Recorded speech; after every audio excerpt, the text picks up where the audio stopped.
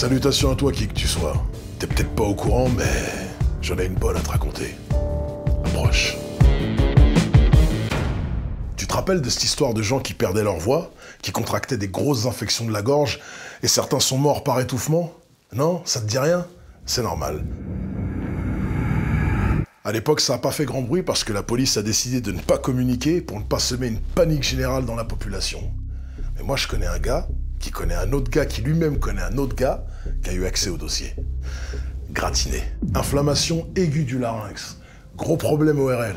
Décès par obstruction des voies aériennes. C'est ce qu'ont vu déferler les urgences de cette grande ville. Une grande ville comme une autre. Peut-être la tienne d'ailleurs. Comme une vague maléfique il y a quelques années.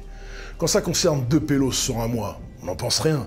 Mais si ça touche beaucoup de personnes sur une courte période, les autorités s'inquiètent, s'interrogent et enquêtent. Après, la vie doit continuer. Le système va pas s'arrêter. Alors ils font ça discrètement. La recherche de la vérité n'aime pas le tumulte.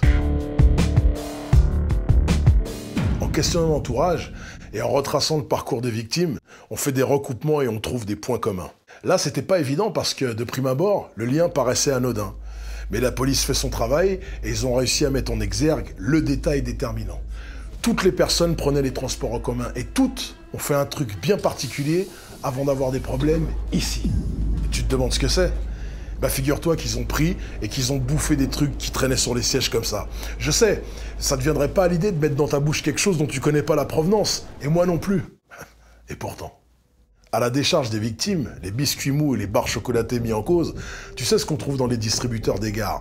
Était posé là, nonchalamment sur les sièges, emballage intact, tout neuf. On rentre du travail, on est fatigué, on se dit pourquoi se refuser ce petit plaisir? C'est certainement tombé de la poche de quelqu'un de très bien.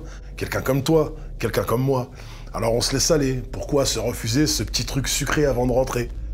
Comme quoi, quand on baisse la garde, on le paye. Direct. Les analyses médicales et les autopsies des victimes ont révélé quelque chose d'étonnant. D'étonnant et d'horrible. Les gorges gonflaient, les goitres étaient douloureux, et les gens étouffaient parce qu'à l'intérieur de leur corps, il y avait des invités surprises qui faisaient une fiesta, irudinéa, plein de sangsues dégueulasses, grouillants, avec leurs dents bien accrochées dans les amygdales, le pharynx, le larynx, les sinus, des pauvres bougres et bougresses qui avaient cédé à la tentation de la collation des transports en commun. Et ces friandises maudites, elles se sont pas retrouvées là comme ça par hasard. Les enquêteurs ont remonté les pistes et on a trouvé le coupable. Un certain monsieur Albert, avec un H. Un petit mec aigri, tout seul dans son coin, qui n'aime personne et qui voudrait voir tout le monde mort. D'ailleurs, son arrestation s'est passée sans grabuge parce que lui, c'est pas un violent. C'est un sournois, un faux. Il est du genre à fomenter des trucs dans son coin bien dégueux tout seul. Et il prend le temps. C'est un type qui a une passion et une obsession. Sa passion, la terrariophilie. Tu sais, c'est un fondu de gastéropodes, d'amphibiens. Toutes ces jolies petites bébêtes, il les élève chez lui, il est content, il reproduit leur milieu naturel. Et son obsession, c'est le bruit. Le bruit des autres, les bruits humains. Il les supporte pas. Mais ce qu'il exècre par-dessus tout, c'est les gens qui parlent trop fort dans les transports, comme s'ils étaient tout seuls. Et ça, c'est son problème existentiel.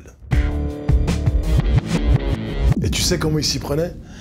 Il injectait des œufs de sangsue d'une espèce hyper résistante, avec des seringues et des aiguilles toutes petites, minuscules, qui laissaient des trous gros comme des têtes d'épingle, pratiquement invisibles à l'œil nu. Les emballages étaient intacts et les gens se méfiaient pas. Les œufs ingérés se développent lentement dans les milieux chauds et humides. Donc tu t'imagines bien que les muqueuses sont une loge de choix pour qu'ils prospèrent. Le terrariophile avait fait son petit calcul. Si la victime n'ingère ne serait-ce qu'un morceau de gâteau, qu'elle garde quelques secondes dans sa bouche, ce que la salive va détruire, et le reste qui sera détruit par les sucs gastriques, laisse quand même la part belle à une petite population de saloperies qui va se noyer dans le mucus, et petit à petit se nourrir du sang des autres. C'est pour ça qu'ils étouffaient. C'est pour ça qu'ils perdaient leur voix, et monsieur Albert tenait alors sa vengeance, et le moyen d'imposer son silence aux gens définitivement. Il leur faisait fermer leur gueule en les laissant sans voix. Et voilà.